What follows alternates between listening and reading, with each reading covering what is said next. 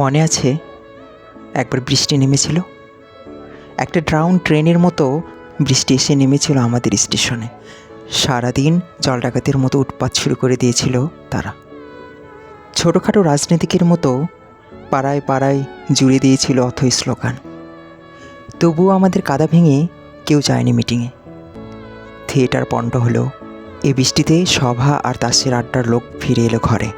ব্যবসার ক্ষতি হলো, দারুণ দুর্দশা।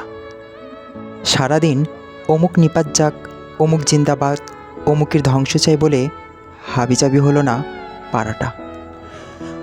ভদ্র শান্ত কয়েকটি গাছ বেফাঁস নারীর মতো চুল ঝাড়ানো আঙিনায় হঠাৎ বাতাসে।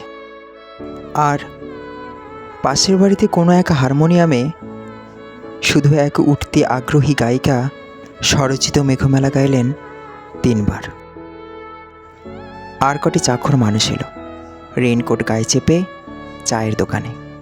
তাদের স্বভাবসিদ্ধ গলা থেকে শোনা গেল, কি করি বলুন দেখি, দাঁত পড়ে যাচ্ছে তবু বেতন বাড়ছে না। এদিকে ডাক্তারের কাছে যায়, শুধু বাড়ছেই, ক্রমাগত বাড়ছেই হৃদরোগ, চোখের অসুখ। একজন বেরসিক রুগী গলা কাশল, ও হে ছোকরা, নুন চায়ে 1 টুকরো বেশি লেবু দিও। তাদের বিভিন্ন সব জীবনের খুঁটিনাটি দুঃখবোধ সমস্যায় সেদিন বৃষ্টিতে কিছু যায় আসেনি আমাদের, কারণ সারাদিন বৃষ্টি নেমেছিল। সারাদিন আকাশের অন্ধকার বর্ষণের সানুনয় অনুরোধে আমাদের পাশাপাশি শুয়ে থাকতে হয়েছিল সারাদিন।